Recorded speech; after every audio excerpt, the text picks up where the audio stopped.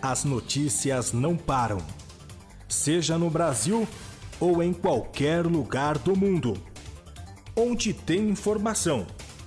Fique por dentro de tudo agora. No ar, a Viva News. Bom dia, boa tarde ou boa noite a todos vocês que acompanham aí no YouTube, na TV Aviva as Nações.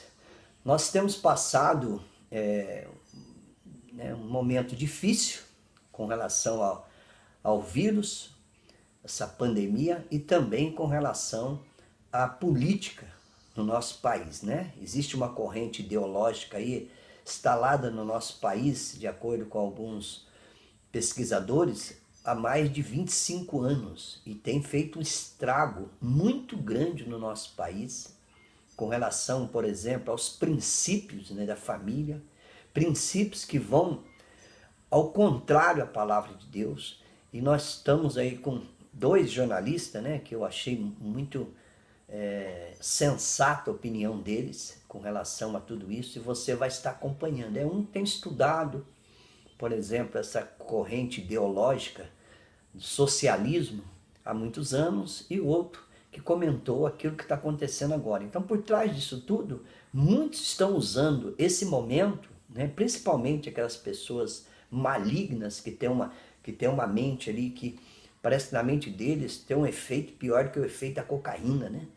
Que eles não conseguem compreender, né? Eles usam esse momento trágico para ter aí os seus palanques políticos. Então você vai estar assistindo, tá bom? E que Deus abençoe a sua vida e vamos orar pelo Brasil. No Brasil, retratado por meios de comunicação infectados pela epidemia de alarmismo, ninguém mais fica doente ou morre de outra coisa que não seja a Covid-19. Pelo que diz ou escreve a imprensa contaminada, desde 1º de janeiro de 2020, ocorreram, até o fim da tarde desta segunda-feira, 159 óbitos e 4.579 pessoas estão sob cuidados médicos, todas, claro, em decorrência do coronavírus. No Brasil real, as coisas são bem diferentes. A vida e a morte seguem seu curso e no ritmo de sempre. Nas 10 primeiras semanas do ano, a dengue, por exemplo, matou 77 brasileiros e outros 332 mil foram infectados. Isso representa um aumento de 45% em relação ao mesmo período do ano anterior. Entre o 1º dia de 2020 e 7 de março, o Ministério da Saúde contabilizou 200 novos casos por dia de tuberculose, doença que em 2019 causou quase 5 mil mortes. Também no ano passado, morreram 1.109 vítimas de alguma espécie de gripe influenza. Nada disso conseguiu um único segundo ou uma única linha no noticiário monopolizado pelo vírus chinês. De repente, sumiram do mapa a febre amarela, a esquistossomose, a diarreia infecciosa, os ataques cardíacos, os derrames, os diversos tipos de câncer, os acidentes automobilísticos, os tiroteios nos morros, os homicídios e demais causas de óbito no Brasil pré-coronavírus. Quem não entrou na mira da pandemia, de repente ficou livre de cirurgias, receitas médicas, consultas, internações, leitos e UTIs. Tudo está reservado a vítimas da epidemia, presentes ou futuras. Por determinação desse jornalismo estrábico, os demais brasileiros parecem proibidos de morrer. Viraram imortais, por enquanto. Eu acho que nós estamos vivendo uma disruptura completa. O sistema político brasileiro está sendo implodido porque ele é um sistema político mau, antigo, arcaico, concentrador de poder, que não respeita o indivíduo, que não respeita as liberdades. Por isso ele está sendo implodido, naturalmente. Na União Soviética, levou 70 anos para cair aquela podridão chamada socialismo, comunismo na União Soviética. 70 anos, caiu de podre no início dos anos 90, de podre. Eu lembro que eu já muito empolgado com leituras políticas, econômicas, eu vi com certa estupefação aquilo, porque as informações que chegavam para nós, era uma época, aquele final dos anos 80 início dos 90, era de que, eles abriram mão da liberdade, mas eles têm acesso a tudo. E quando a União Soviética caiu de podre, não teve uma invasão, não teve tsunami, não teve terremoto, caiu de podre porque o socialismo é podre, porque o socialismo é ruim, porque o socialismo, ele captura as consciências, e aquelas que ele não consegue capturar, ele esmaga, ele mata. Quando houve o colapso da União Soviética, eu comecei a racionalizar, a pensar. Eu vinha de uma vertente de esquerda, graças a Deus nunca fui petista, porque infelizmente eu vejo que tem pessoas que entraram no petismo e nunca mais foram pessoas normais. Acontece alguma coisa a nível cerebral e sei lá o que acontece com o cara, quer dizer, muitos conseguem sair, outros conseguem sair sequelados e outros nunca mais conseguem se livrar desse negócio, que é um negócio emburrecedor. Mas quando começou a acontecer aquilo na União Soviética, começaram a chegar as informações para nós. Quer dizer, o Estado controlador, o Estado que chegou ao ponto de ser o empregador, empregou todo mundo era funcionário público. O cara levava 10 anos para comprar um carro na União Soviética, se ele tivesse dinheiro. Apenas algumas castas tinham muito acesso aos bens de consumo e a grande massa, né, não tinha acesso a nada.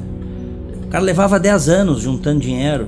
Se daqui a pouco um vizinho delatasse que você, porventura, estaria conspirando contra o regime, o sujeito sumia da noite para o dia e as crianças eram levadas para um orfanato. Essas coisas já tinham sido contadas na literatura. Por exemplo, o Solzhenitsyn escreveu o Arquipélago Gulag, né, que de certa forma mostrou as entranhas desse regime tirano que é o socialismo, o comunismo. Mas com a queda da União Soviética ficou claro para mim que esse sistema, ele não se sustenta. Ele não é um sistema que tem legitimidade, ele não é um sistema bom. Ele é, na verdade, um sistema opressor. O socialismo, o comunismo é um sistema arcaico, violento, assassino, né? E que, sobretudo, impede as pessoas de exercerem um direito fundamental, que é a liberdade, né? Os dois direitos principais do indivíduo, do ser humano, é a vida e a liberdade. O socialismo, o comunismo suprime isso. Pois bem, no Brasil há décadas a tentativa de implantação desse sistema. Lógico, com uma outra cara, com uma outra roupagem. Quem lê um pouco sobre Gramsci, Antônio Gramsci, vê que ele era um cara ao mesmo tempo brilhante, mas um cínico, né? Porque ele criou metodologias para que o socialismo, o comunismo predomine culturalmente na sociedade e não por meio das armas, da força. E há décadas tem grupos que tentam fazer isso no Brasil, implantar isso no Brasil, aproveitando que nós historicamente temos uma cultura relativista. Isso no Brasil é uma coisa histórica. Nós não temos instituições fortes, né, saudáveis. Então, quer dizer, o caldo de cultura, quer dizer, é o caldo, né, perfeito para o surgimento de ideologias totalitárias. E elas vêm vindo. E elas chegaram lá, essa ideologia totalitária chegou no Brasil em 2002 com a eleição do Lula. Mas eu sabia, eu já como um crítico ferrenho do petismo, da esquerda, do socialismo, comunismo, eu tinha absoluta certeza que a hora da verdade ia chegar. Ela tinha que chegar, né? Eles eram muito mentirosos, eles eram muito corruptos, eles são corruptos. Mesmo num momento lá, no segundo mandato do Lula, em que ele chegou a ter 80% de aprovação, segundo as pesquisas, talvez até fosse menos, mas a gente tem muita manipulação, mas houve um momento em que mesmo pessoas que eu conhecia, pessoas boas, honestas, corretas, em determinado momento chegaram para mim e disseram: não, o homem é bom, o homem está fazendo a coisa certa. Cara, eu tinha fé que ia cair a máscara. Pessoas corruptas, más, pessoas que não acreditam na liberdade, nunca podem estar fazendo a coisa certa. E a hora chegou. E quando é que essa hora chegou? E por isso que nós estamos vivendo a implosão do sistema político brasileiro que nós conhecemos, da chamada Nova República, a partir dos anos 80, um sistema multipartidário. Chegou com a Lava Jato. A Lava Jato, a Operação Lava Jato, é o grande fator de desequilíbrio deste jogo. Operação Lava Jato. Porque a Lava Jato, a partir de um juiz lá, de uma vara federal de Curitiba, junto com um grupo de procuradores federais, homens honrados, honestos, engajados junto com policiais militares, policiais federais, eles começaram a investigar um lance pequeno de lavagem de dinheiro e pegaram o cordão do roubo da Petrobras. E aí nós descobrimos que aqueles socialistas, né, que tinham chegado lá vendendo a imagem de que estavam lá para fazer o bem do povo, na verdade era uma cambada de bandidos, assaltantes, né, bandidos de colarinho branco. A Lava Jato tem este papel fundamental de causar a implosão do sistema político que nós conhecemos. 2013, quando o povo começou a ir às ruas, incitado num primeiro momento pela esquerda ligada ao PSOL, isso aqui é curioso, aquilo foi um início, quer dizer, estes movimentos de esquerda, de extrema esquerda, barulhentos, agressivos, eles tiveram um papel lá no início, quando eles iam para as ruas lutar por passagem de graça, né?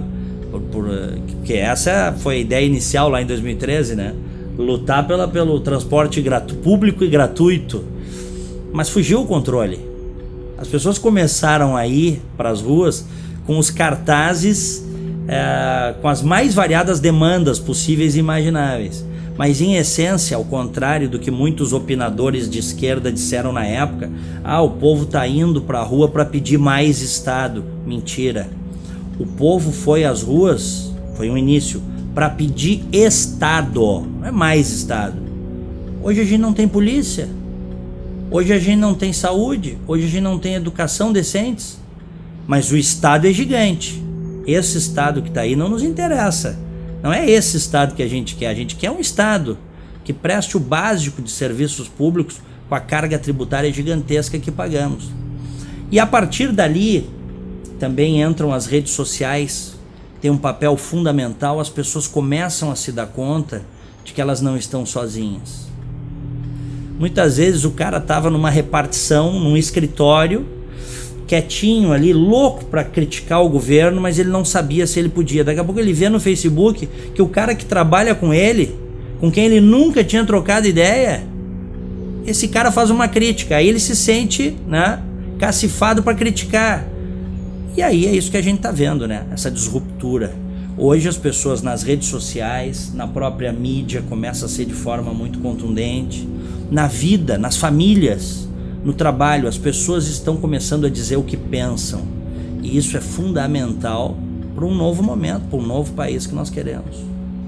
No futuro, quando os historiadores, daqui a muitas décadas, escreverem o que aconteceu, o que se passou durante o período Lula-Dilma e essa disruptura que nós estamos vivendo agora, vai ter que ter um capítulo dedicado à mídia e à imprensa. A mídia, a imprensa, eu não digo de forma generalizada, porque você sempre tem exceções, você sempre tem bons veículos e bons profissionais comprometidos com a verdade. Mas uma parte considerável da mídia brasileira foi cúmplice desse projeto criminoso de poder, ao não ir fundo para mostrar do que se tratava, ao deixar passar batido o currículo das pessoas que foram para o governo, né? Ao não dar voz a opiniões divergentes, sobretudo nos dois governos do Lula e na primeira metade do governo Dilma. A imprensa foi cúmplice, parte dela. Vamos pegar o caso de Passadena. Ora, se não era para a imprensa ter ido fundo quando surgiu o escândalo da refinaria de Passadena, uma refinaria que custava 43 milhões de dólares, foi adquirida pela Petrobras, com a senhora Dilma Rousseff de presidente do conselho da Petrobras, por quase $1 bilhão no exterior. Notas de jornal, pequenas reportagens, notas de rodapé e um silêncio cúmplice, né? Por vários interesses, eu não tenho dúvida, e também por ideologia. Há setores da mídia que têm seus interesses ligados ao governo, historicamente. Há outros setores da mídia brasileira que são ideológicos, fazem isso por realmente, sobretudo dentro de redações, por acreditarem que o projeto para o Brasil é um projeto de esquerda, que não deu certo em lugar nenhum do mundo. Então, no futuro, quando for contada a história deste momento, podem ter certeza, a mídia também irá para o banco dos réus. Agora, esta mesma mídia que eu estou fazendo essa avaliação aqui, e eu tenho 26 anos de jornalismo, então eu posso atestar isso, a minha crítica é uma crítica feita por dentro. Esta mesma mídia também, quando decidiu sair da zona de conforto, sair da neutralidade, mostrar as coisas como elas verdadeiramente são, sobretudo a partir da Operação Lava Jato, início de 2014, bem, aí esta mídia, esta imprensa fez toda a diferença, que é como tem que ser. Em países livres, nas democracias ocidentais, a liberdade de imprensa é um pilar, né, inarredável. Ninguém mexe com a liberdade de imprensa. Mas a imprensa tem que fazer a sua parte. A imprensa tem que ser investigativa, a imprensa tem que dar espaço para as opiniões variadas. E o que a gente viu nas últimas décadas, infelizmente no Brasil, foi um predomínio, né, do pensamento de esquerda dentro da mídia, dentro das redações, no rádio, na TV, no jornal. Isso foi muito nocivo para o país. Isso foi muito nocivo para a sociedade brasileira. Em qualquer lugar civilizado do mundo, você tem pelo menos duas correntes de pensamento, né? Você tem a esquerda e você tem os conservadores. Varia de acordo, evidentemente, com as idiosincrasias regionais, mas em regra é isso. No Brasil houve um momento, sobretudo nesses últimos 15 anos, diria até um pouco mais, porque se a gente pegar Fernando Henrique Cardoso, ele também é um homem de esquerda, né? Com posições modernas em algumas áreas, mas posições absolutamente retrógradas em outras áreas. Se a gente parar para pensar, nós temos aí um predomínio de quase 25 anos da esquerda no governo brasileiro, um quarto de século no poder. Nós temos a doutrinação em sala de aula que gerou militantes nas faculdades de jornalismo, nas faculdades de ciências humanas, e depois estes militantes políticos, esse pessoal de esquerda, acabou indo para as redações, acabou indo para ONGs, voltou a dar aula em universidades, fazendo a cabeça da juventude. Eu, por exemplo, nunca fui apresentado a nada que não fosse de esquerda dentro da faculdade. Eu fui descobrir que havia, por exemplo, um Edmund Burke, um Olavo de Carvalho, um Luiz Felipe Pondé, que é um fenômeno mais recente, um sujeito interessantíssimo, e outros tantos, fora da faculdade. A faculdade brasileira, a universidade brasileira, ela infelizmente, como ela está constituída nas últimas décadas, ela existe para formar militância, principalmente na área de humanas, para formar militância de esquerda. A universidade brasileira, ela está na linha do não pensar. É proibido a contraposição de ideias. Eu tenho ficado muito impressionado porque isso começa a mudar. Essa é a minha impressão positiva. Hoje nós já temos grupos de pensamento liberal dentro das universidades brasileiras que estão dispostos, apesar de todos os esforços dos professores e das próprias reitorias, estão dispostos a mudar esse jogo, a contar uma outra história, né? A dizer que, enfim, se você teve um Marx, você teve um Mises. Se você teve um Lenin, você teve um Churchill, né? Se você tem um Rousseau, se você teve um Rousseau, se houve um Rousseau, houve também um Edmund Burke. Essa é a disruptura que nós estamos vivendo, mas infelizmente eu vejo ainda como problemática a academia brasileira. As universidades brasileiras, elas são excludentes e elas, sobretudo na área de humanas, elas cerceiam o livre pensar. Isso é muito ruim para o país, isso é péssimo para o país.